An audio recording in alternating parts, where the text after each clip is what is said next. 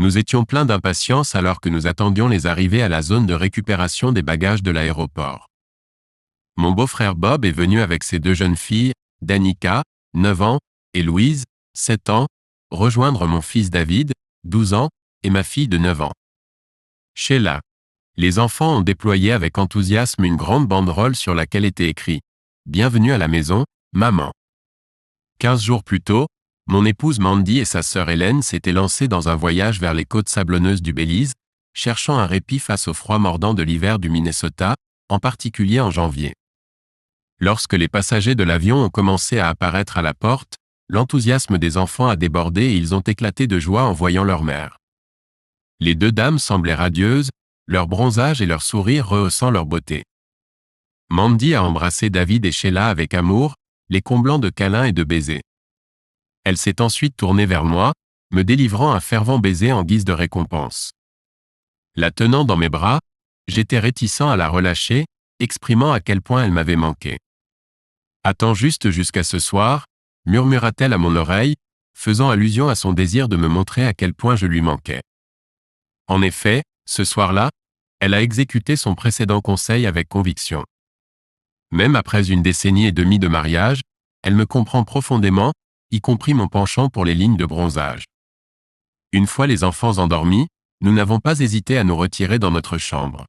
« Chérie, monte dans le lit et attends mon retour de la salle de bain », ordonna-t-elle. Peu de temps après, je me suis couché, attendant son retour. Quelques instants plus tard, Mandy sortit de la salle de bain en enfilant un bikini.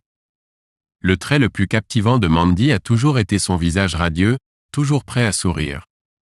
Pourtant, elle est sa propre critique la plus sévère, se sentant souvent trop petite ou trop mince. Les grossesses ont eu pour effet inattendu d'augmenter la taille de sa poitrine. Le bikini string accentuait parfaitement sa silhouette, mais le meilleur était encore à venir.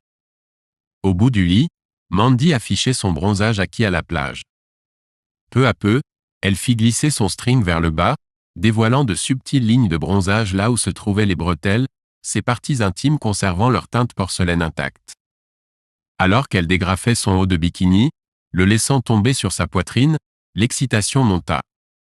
Finalement, le bikini est tombé au sol, exposant son petit buste. Je me suis rapidement déplacé vers le bord du lit, je l'ai saisi par la taille et je l'ai rapproché, lui prodiguant des baisers et des caresses tendres. Elle lui rendit l'appareil avec zèle, atteignant le summum du plaisir en quelques minutes. J'ai pris plaisir à plusieurs reprises au parfum naturel de son corps. Elle m'a transmis son désir de moi et a trouvé mes sentiments attachants, exprimant sa joie d'être de nouveau à la maison. Nous avons passé une bonne partie de la nuit à raviver notre connexion. Quelques jours plus tard, alors que Mandy nettoyait la baignoire, elle a fait remarquer avec espièglerie qu'elle avait apprécié la jolie vue sur le couloir. Elle rit et se rapprocha, son corps se pressant contre le mien d'une manière taquine. Habituellement, je répondais en appuyant pour renforcer le contact, mais cette fois, un soudain malaise m'a saisi. Je ne pouvais pas l'expliquer, mais quelque chose dans la situation me semblait bizarre, même si je ne pouvais pas vraiment identifier ce que c'était. Mandy, de plus en plus impatiente face à mon comportement insensible à son flirt, a exprimé son mécontentement, commentant que je n'étais que parole et aucune action, comme la plupart des hommes. Après une dernière poussée de hanche, elle se tourna pour récupérer les gants de l'évier, décidant qu'il valait mieux finir de nettoyer la baignoire. C'est alors qu'un détail mineur qui dérangeait mon subconscient est apparu. Je suis devenu cendré, je me suis excusé jusqu'au garage et je suis parti sans me soucier de savoir si Mandy m'entendait ou non. Dans le garage, j'étais assis sur l'établi, plongé dans mes pensées, troublé par la révélation sur laquelle j'étais tombé. L'idée que Mandy aurait pu être infidèle lors de son voyage au Belize m'a consumé.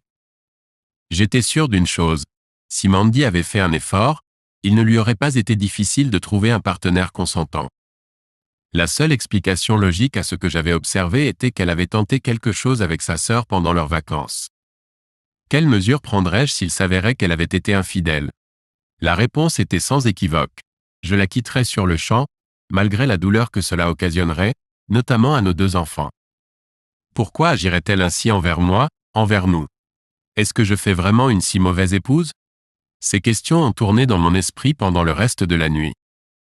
Même si je soupçonnais fortement une infidélité, je manquais de preuves. Comment pourrais-je en être sûr? La trahison potentielle, si elle avait lieu, aurait été commise à 3000 milles de là, dans une autre nation. Je suis incapable de la confronter directement. Elle se contenterait de le réfuter. Est-il possible pour moi de confronter sa sœur? J'ai joué avec cette idée, mais les deux frères et sœurs étaient tout aussi intransigeants. Toute ma vie, j'ai été familière avec la dynamique des sœurs. Si l'un a été infidèle, il est probable que l'autre l'ait été aussi. J'avais besoin de discuter de mes doutes avec Bob. Plus tard, j'ai entendu la voix de Mandy m'appeler, ce qui m'a incité à retourner à la maison. « Qu'est-ce qui t'a fait rester si longtemps dans le garage ?» demanda Mandy. « J'étais juste en train de ranger un peu », répondis-je nonchalamment. C'est alors qu'une idée m'est venue. Je n'avais aucune envie de partager un lit avec elle. En plus, j'ai attrapé un rhume qui m'a frappé plus tôt dans la journée. Je crois que je vais passer les prochaines nuits sur le canapé. Mandy semblait mécontente. Très bien, je vais te préparer une tisane avant de dormir. La camomille pourrait être apaisante, proposa-t-elle. Après que Mandy se soit couchée, je me suis retrouvé seul à réfléchir, mon esprit passant d'une pensée à l'autre. Pourquoi l'a-t-elle fait? Quelles actions dois-je entreprendre? Dois-je consulter Bob pour confirmer si Hélène a été infidèle? Finalement, j'ai trouvé une méthode infaillible pour déterminer si Mandy avait été infidèle. Elle avait pour habitude de rester en contact avec tous ses cercles sociaux. Mandy avait environ 600 à 700 amis sur Facebook et encore plus de contacts dans son carnet d'adresses Yahoo. Si elle avait communiqué avec quelqu'un du Belize, j'étais certain qu'ils auraient échangé des détails par courrier électronique pour maintenir le contact. Pourtant, je doutais qu'elle utilise son compte de messagerie habituel puisque nous connaissions tous les deux les mots de passe de chacun. Je me suis endormi et le lendemain, une stratégie a commencé à prendre forme. Épuisé et ayant du mal à me concentrer sur mon travail, j'ai organisé un rendez-vous avec un avocat spécialisé en divorce pour le vendredi prochain. Ensuite, j'ai contacté Bob et lui ai proposé de nous rencontrer pour le déjeuner. Surpris, il a consenti et j'ai divulgué mes découvertes. Au début, il a ri, mais je l'ai rapidement convaincu de la gravité de la situation. Il accepta de vérifier si Hélène lui avait été infidèle. Feignant un cas grave de grippe, j'ai quitté le travail plus tôt et j'étais à la maison à 15 heures. J'ai immédiatement mis en place un programme d'enregistrement des frappes sur notre ordinateur familial. C'est une semaine plus tard que j'ai découvert la réalité. Mandy utilisait un autre compte de messagerie nommé Beach Dreams 1975, avec les noms et années de naissance de nos enfants comme mot de passe. Peu de temps après son voyage depuis le Belize, elle a commencé à communiquer quotidiennement avec un homme nommé Brad. Les échanges de courriels ont été très révélateurs pour Mandy et Hélène. Hélène avait une relation amoureuse avec un homme nommé Steve. J'ai transmis tous les courriels incriminants et effacé toutes les preuves de mon enquête. J'ai ensuite envoyé les emails à Bob depuis mon propre compte de messagerie. Il est devenu clair qu'ils étaient intimement impliqués presque depuis le début de leur voyage au Belize et qu'ils prévoyaient de se revoir à Chicago le mois suivant. Les femmes simulaient une virée shopping, tandis que leurs amis masculins faisaient semblant d'être à un match des Blackhawks de Chicago. Un examen rapide des profils Facebook de Mandy et Hélène a montré qu'ils avaient récemment ajouté Brad Simmons et Steve Rainer, tous deux originaires de l'Illinois et tous deux mariés, comme amis. J'avais les preuves dont j'avais besoin. J'étais confronté à une tâche ardue qui m'attendait. Bob refusait de croire qu'Hélène et Mandy étaient infidèles, alors j'ai gardé mes soupçons pour moi. Il ne pouvait pas imaginer que sa femme soit infidèle, un sentiment auquel je pouvais m'identifier. Malgré le comportement affectueux de Mandy envers moi et nos enfants, il était difficile d'accepter qu'elle puisse mettre fin à notre mariage. Elle semblait si attentionnée et dévouée que je remettais parfois en question mon propre jugement. C'était réconfortant. Voulant rétablir une intimité normale, j'ai appelé Bob à son bureau. Je l'ai salué sous le nom de Jack et lui ai demandé s'il pouvait accéder à sa messagerie personnelle au travail. Il a confirmé qu'il le pouvait et m'a demandé si je lui avais envoyé quelque chose. Je lui ai demandé de lire tous les messages puis de me rappeler. Après 30 minutes d'attente, Bob a appelé, sa voix remplie de choc et de rage. Je l'ai apaisé, lui assurant que j'avais un plan et que j'avais besoin de sa coopération. Nous avons dû leur cacher nos connaissances et j'ai exprimé mon souhait de faire payer Mandy. Bob était d'accord avec le plan et partageait son propre désir de représailles. Je lui ai demandé d'appeler chez lui, de laisser un message pour l'informer qu'il travaillerait tard et de me rejoindre dans un pub de la vieille ville plus tard dans la soirée. Lors de notre première séance de stratégie, j'ai proposé à Bob que recourir à l'embarras pourrait être une tactique efficace contre nos conjoints. Initialement silencieux, Bob a finalement accepté ma suggestion. Je lui ai fait remarquer que Tom, notre beau-père, avait une affection particulière pour ses 2 filles, ce à quoi Bob a marqué son accord d'un signe de tête. J'ai révélé que Tom avait une profonde aversion pour les conjoints infidèles, détaillant comment son ex-femme, la mère de Mandy et Helen, avait été infidèle tout au long de leur mariage. Bob, avec un sourire rusé, remarqua qu'il n'y avait rien que Tom méprisait plus que les épouses infidèles. Nous avons convenu d'exploiter ces connaissances pour faire honte à Mandy et Helen en présence de leur famille et de leurs amis. J'ai exposé ma stratégie, précisant que nous n'avions que 2 semaines pour nous comporter en maris attentifs et j'ai conseillé à Bob d'imiter mes actions. Je lui ai conseillé de feindre d'être malade avec un rhume, de faire des heures supplémentaires et de prétendre être trop malade ou épuisé pour des relations intimes, suggérant que nous maintenions un contact physique minimal pour préserver les apparences. Ce soir-là, je suis rentré exceptionnellement tard, feignant un violent mal de tête. Bien que les pensées de notre plan de vengeance occupaient mon esprit, je m'endormis rapidement, conscient de la tromperie à venir. Lorsque Mandy a évoqué une excursion shopping à Chicago avec Helen, j'ai exprimé mon soutien sans réserve au projet. Pour démontrer mon affection et mon soutien, j'ai même fait une réservation d'hôtel avec notre carte de crédit commune pour Monsieur et Madame Johnston, m'attendant à ce qu'Helen et Mandy partagent la chambre. Bob a proposé de couvrir le coût d'une chambre réservée sous Monsieur et Monsieur Roche, nous organisant tous les 2 les détails de manière à ce que chaque femme croie que nous réservions une chambre simple, inconsciente du fait que leurs amants seraient présents. Les femmes avaient l'intention de prendre congé le vendredi prochain, de s'envoler pour Chicago dans la matinée et de prendre un vol de retour tardif dimanche. La semaine suivante, j'ai discuté avec Tom Wren, le père de Mandy, de mon idée d'une réunion de famille surprise à Chicago, coïncidant avec la présence des enfants et seulement 2 semaines après notre 15e anniversaire de mariage, ce que Tom a trouvé être une idée splendide. J'ai demandé à Tom de réserver 3 chambres d'hôtel, pensant que ce serait un délice inattendu. Bob et moi avons été irrités par la conduite de nos conjoints. Le jour où nous les avons emmenés à l'aéroport, ils étaient trop excités, riaient sans arrêt et dégageaient une excitation nerveuse, qui rappelait les jeunes filles lors de leur premier rendez-vous. Au contrôle de sécurité, nous leur avons donné un bisou sur la joue, et ils n'ont pas remarqué que ni Bob ni moi n'avions déclaré notre amour. Bob nous a ramenés en ville et j'ai immédiatement téléphoné au détective privé que j'avais engagé. J'ai vérifié que toutes les dispositions nécessaires à leur séjour à Chicago étaient en ordre.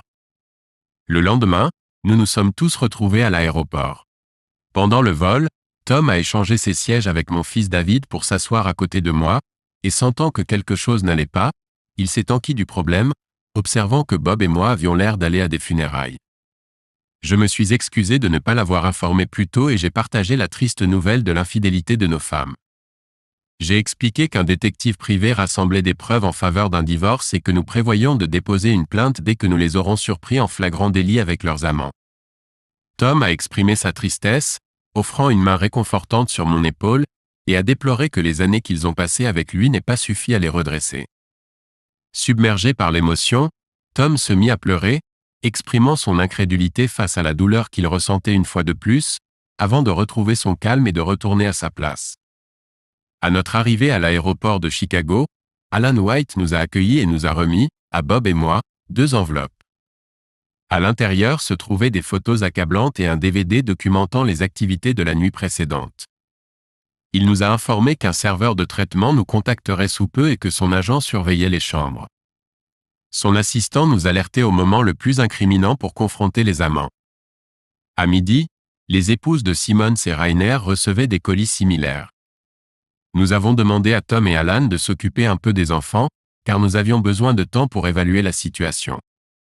Mon moral s'est effondré lorsque j'ai vu Mandy dans diverses poses explicites, y compris une image troublante avec 2 hommes. Il est apparu qu'il s'était livré à une intimité non protégée, ce qui a incité Bob et moi à envisager de tester les MST à Minneapolis. Alan a téléphoné à son assistant pour confirmer que l'hôtel était vacant puisque le couple était sorti manger. Tom a demandé 3 pizzas et nous avons demandé une carte clé supplémentaire pour les chambres 201 et 203, qui étaient réservées sous nos noms. L'employé de la réception a délivré les 2 cartes clés après avoir vérifié notre identité. Pour éviter que nos femmes ne se méfient, nous avons informé le personnel de l'hôtel que nos enfants avaient organisé une surprise. Nous nous sommes rendus au 3e étage où se trouvaient nos logements. 1 heure plus tard, Alan a appelé pour dire que le couple était revenu de son déjeuner et avait échangé ses partenaires. Mandy était maintenant avec Rainer et Hélène avec Simmons. Alan m'a fait savoir qu'il était dans le hall et que le serveur de traitement venait d'arriver. J'ai mis fin à l'appel et j'ai informé les enfants avec joie qu'il était temps de partir. Rappelez-vous ce que je vous ai dit, Sheila, et à vous aussi, David. Grand-père et moi allons d'abord entrer dans la pièce, et quand je vous fais signe, vous criez « Surprise, maman ». J'ai compris ? Pas de souci, papa, répondit David, et nous restons dehors jusqu'à ce que tu le dises, n'est-ce pas ? Exactement, nous avons tout noté, papa. Allons-y. Nous avons monté les escaliers et nous sommes arrêtés devant la chambre 201. J'ai utilisé la clé pour déverrouiller la porte en silence. Maman et moi sommes entrés en premier, suivis des 2 enfants. Mais ils ne se sont pas retenus. Dès que la porte s'est ouverte, ils ont crié « Surprise, maman ». Nous sommes là. Mandy, prise en flagrant délit avec Rainer, a en effet été interloquée. Rainer s'habilla rapidement et sortit. Mandy sauta du lit, essayant de se ressaisir. « Non, cela ne peut pas arriver. Que faites-vous tous ici ?» Elle a crié. « Écoute, maman ne porte pas de vêtements », a déclaré Sheila en se faufilant entre Tom et moi. J'ai claqué des doigts et le serveur de processus est entré dans la pièce. « Mandy Johnston ?» s'enquit-il en s'adressant à la seule femme déshabillée. « C'est ma mère », intervint Sheila utilement. Le serveur a remis à Mandy une enveloppe indiquant « Vous avez été servi » et a pris une photo d'elle tenant l'enveloppe, essayant de se couvrir. Il est ensuite parti. J'ai encouragé les enfants à laisser à leur mère de l'espace pour s'habiller. Nous avons quitté la pièce, laissant Mandy en larmes sur le sol, pleinement consciente du contenu de l'enveloppe. Dans le couloir, j'ai rencontré Bob et ses enfants et j'ai partagé que la confrontation avec Hélène ne s'était pas déroulée sans heurts. Simmons, ayant été pris en flagrant délit, est devenu hostile. Tom a reçu un coup de poing au visage. Bob, sans hésitation, montra sa désapprobation en frappant Simmons. Dans un geste louable, Hélène a défendu son père en grattant le visage de Simmons. Je suis entré dans la mêlée, j'ai enlevé Simmons et je l'ai jeté dans la salle de bain, hors de la vue des enfants, avec sa tenue vestimentaire. Habille-toi et pars, espèce de canaille, ordonnai-je. Tom, Bob et les enfants ont quitté la pièce sans gêne. Hélène, drapée dans une couverture, l'a suivi. Son père lui a dit sévèrement « Retourne dans la chambre et habille-toi ». Elle obéit, se retirant dans la chambre comme une enfant châtiée. L'huissier, qui avait disparu pendant le tumulte, réapparut à la porte. « Hélène de Roche ?»« Oui, répondit-elle. Il lui tendit l'enveloppe en annonçant « Vous êtes servi ». Nous sommes tous retournés à l'étage. Le plan initial était de passer la nuit et d'avoir une dernière discussion avec nos femmes, mais je n'avais plus envie de partager une chambre avec Mandy. J'ai récupéré nos sacs et j'ai dit aux enfants que nous rentrions à la maison. Tom a choisi de rester. Il avait beaucoup de choses à discuter avec ses filles. 4 mois plus tard, Bob et sa famille nous ont rejoints à Minneapolis. Malgré les demandes répétées de pardon de Mandy, le tribunal a réexaminé notre cas et a accordé un simple divorce. La maison m'a été attribuée car c'était un héritage de mes parents avant que Mandy et moi nous mariions. J'ai obtenu la garde principale de nos enfants, même si je ne l'avais pas demandé. Tom a pris soin de leurs besoins. Nous avons partagé nos biens à parts égales et le Noël suivant, Tom m'a offert un cadeau monétaire substantiel pour m'aider financièrement. Il a précisé que cette somme provenait de l'héritage anticipé de Mandy. Bob a vécu une procédure de divorce similaire, leur maison étant devenue une propriété commune. Mais peu de temps après leur séparation, Bob et Hélène ont recommencé à se revoir et je suis presque sûr qu'ils se réconcilieront. C'est regrettable. Quant à Mandy et moi-même, je suis déterminé à ne jamais me réconcilier avec elle. J'ai partiellement accepté ses excuses et je crois qu'elle a toujours des sentiments pour moi. Cependant, son infidélité a complètement détruit mon amour pour elle, le laissant enfoui dans les restes de sa tromperie sur les côtes du Belize. Je n'arrive pas à l'aimer à nouveau, même pour le bien de nos enfants. Nous entretenons une relation cordiale, mais cela ne va pas plus loin. Un jour, alors que Mandy attendait les enfants, elle m'a demandé comment j'avais découvert ce qui s'était passé au Belize. Je lui ai dit que c'était dû à mon penchant pour les lignes de bronzage. Elle était confuse, remarquant qu'elle portait toujours un bikini et que nous n'allions jamais à la plage. Je lui ai rappelé de réfléchir à ce qu'elle avait fait avant de nettoyer la salle de bain avec divers produits de nettoyage. Elle a raconté qu'elle rassemblait ses fournitures, portait des gants en plastique et retroussait ses manches. Je lui ai ensuite rappelé qu'elle enlevait toujours ses bagues en premier, y compris ses alliances et ses alliances, c'est pourquoi il n'y avait pas de ligne de bronzage sur son doigt. J'ai toujours eu la conviction que la vie est pleine de rebondissements inattendus. Parfois, ils sont positifs, et d'autres fois, ils laissent une marque profonde. Ce conte parle d'un de ces événements inattendus, d'une nuit qui a bien commencé mais qui s'est terminée d'une manière que je n'aurais jamais pu prédire. Jenna et moi nous voyons depuis peu de temps après nous être rencontrés lors d'une réunion entre amis où nous avons immédiatement cliqué. Le rire contagieux de Jenna et son talent pour que tout le monde se sente valorisé était indéniable. Nos différences ont apporté de l'enthousiasme à notre relation plutôt que des problèmes. Un soir, nous avons choisi de sortir avec un rendez-vous. Nous avons commencé par un repas à la Bella, un restaurant italien intimiste du centre-ville. L'ambiance était accueillante, la cuisine était délicieuse et notre conversation était engageante. Plus tard dans la soirée, Jenna nous a proposé de visiter Murphy's Dive, un bar populaire parmi nos connaissances et collègues. J'ai accepté, pensant que c'était une excellente façon de terminer la soirée avec des amis autour d'un verre. À l'arrivée, Murphy's était animé de bavardages amicaux, de rires et de tintements de verre. Nous avons socialisé, retrouvé des amis et la nuit a semblé parfaite. Quelques heures plus tard, je me suis excusé pour aller aux toilettes. À l'intérieur, j'ai repéré des chaussures que j'ai reconnues sous la porte d'une cabine. J'ai hésité, essayant de les identifier, quand une voix que je connaissais trop bien m'a dit « Fais ce truc ». C'était incontestablement la voix d'un collègue.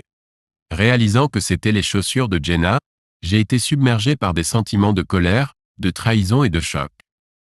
Je suis immédiatement allé au bar, j'ai demandé des chèques séparés, j'ai payé ma part et j'ai quitté Murphy's sans attendre Jenna. J'ai conduit sans direction, essayant de donner un sens à la situation. Je me suis retrouvé dans un dîner ouvert toute la nuit, j'ai commandé un café noir et je l'ai regardé, son amertume reflétant mes sentiments. Je ne suis pas rentré chez moi ce soir-là. Au lieu de cela, je suis resté chez mon ami Mike. C'est le genre d'ami qui offre son soutien sans indiscret. Il m'a juste donné une bière et nous avons passé la nuit à jouer à des jeux vidéo jusqu'au matin. Mon téléphone était inondé de messages. Jenna avait envoyé de nombreux SMS et plusieurs appels manqués.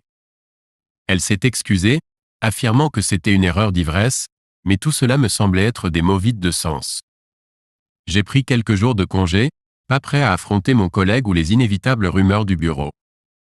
Mike et moi avons passé le temps à regarder des séries et à abuser des livraisons de nourriture.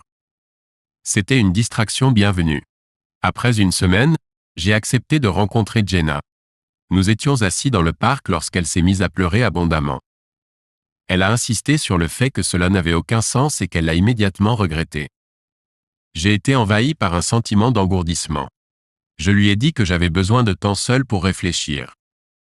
Une partie de moi soupçonne qu'il s'agit peut-être d'une erreur singulière, tandis qu'une autre partie doute que je pourrais un jour lui faire à nouveau confiance. Quelles actions prendriez-vous à ma place? J'ai commis une erreur importante. J'ai créé un message sur un subreddit exprimant mon désir d'une relation ouverte, ce que mon mari a découvert, ce qui a donné lieu à une dispute majeure remplie de mots durs. Désemparé, j'ai quitté la maison pour me promener. Un collègue, le même homme qui m'intéressait pour une relation ouverte, m'a téléphoné et m'a invité chez lui. Dans ma frustration, j'ai accepté.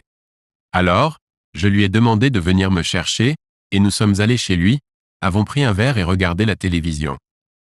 Me sentant aventureux, j'ai initié un mouvement, mais cela s'est avéré être une déception. Il m'a ignoré, a reporté son attention sur la télévision et après une heure, il a commencé à se rapprocher physiquement de moi. Je n'ai pas résisté, mais l'intimité était horrible. Il a refusé de me faire une fellation, accusant une langue douloureuse due à la consommation de Pringles. Nous avons donc eu des rapports sexuels, ce qui était inconfortable. Il a négligé de se retirer. Après l'acte, il a recommencé à regarder la télévision et je suis rentré chez moi. En revenant, je me suis rendu compte que je recherchais simplement l'excitation pour rompre avec la monotonie. L'expérience réelle de l'intimité en dehors de mon mariage n'a pas été à la hauteur de ce que j'avais prévu. Mon mari, avec son expertise, est bien plus satisfaisant. J'ai été trop critique dans mon post précédent, faisant des commentaires négatifs sur sa taille, mais après réflexion, il mesure environ 7 pouces, ce qui n'est pas petit du tout. J'ai laissé un fantasme obscurcir mon jugement. Quand je suis rentré à la maison, j'ai trouvé mon mari dans la cuisine, sans remarquer ma présence. Il a préparé des pâtes, a mangé seul et a choisi de dormir dans le salon en me lançant une serviette. J'ai fini par me rendormir après avoir trouvé un tapis. J'ai tenté d'engager une conversation avec lui sur le canapé, mais il a continué à m'ignorer. Je me suis réveillé tôt, glacé à cause du chauffage éteint dans ma chambre, ce qui m'a donné plus de temps pour réfléchir. J'ai reconnu mes erreurs et reconnu la nécessité de m'améliorer en tant qu'épouse. Toute la journée, j'ai essayé de communiquer avec mon mari, mais il est resté indifférent. Lorsque je me suis avancé vers lui, il m'a refusé et a quitté la pièce, une action qu'il n'avait jamais entreprise auparavant. Même lorsqu'il était épuisé, il me rendrait au moins l'appareil à mes avances. Mais aujourd'hui, rien ne l'intéressait. Je ne l'ai pas vu manger ni boire de toute la journée. Il semblait juste fatigué. Lorsque j'ai tenté d'avoir une discussion sérieuse avec lui, il s'est levé et est sorti de la maison. Mes appels ont été redirigés vers sa messagerie vocale, je lui ai donc envoyé un SMS lui déclarant mon amour et soulignant l'importance de discuter de notre mariage. Il m'a répondu qu'il ne souhaitait plus avoir de conversation ni de mariage avec moi et qu'il prévoyait de rester ailleurs jusqu'après la nouvelle année. À son retour, il s'attend à ce que j'ai quitté les lieux. Il a déclaré qu'il était propriétaire de la maison, qu'il avait contacté un avocat et qu'il souhaitait que toutes les communications futures se fassent par son intermédiaire, et non par son ancien numéro de téléphone. J'ai découvert qu'il vivait chez ma sœur et je crains qu'elle ne lui fasse une avance, car elle est attirante et célibataire. Je lui ai envoyé un message, mais elle m'a répondu que même si elle m'aime, elle ne peut pas me soutenir suite à mes actions et a suggéré que nous ne devrions pas communiquer pendant un certain temps. Je ressens un sentiment de trahison. J'aime ma sœur mais je lui en veux pour ses actions actuelles. Je garde espoir que mon mari ne succombera pas à elle. La journée a été épuisante et je ne suis pas sûr de mes sentiments ni de ce que je dois faire ensuite. J'aspire à un retour à la normale. Je m'excuse pour la longue effusion. J'avais besoin d'exprimer mes sentiments. Je reconnais mes torts, mais je n'aurais jamais imaginé que la situation dégénère à ce point. Je suis rempli de remords.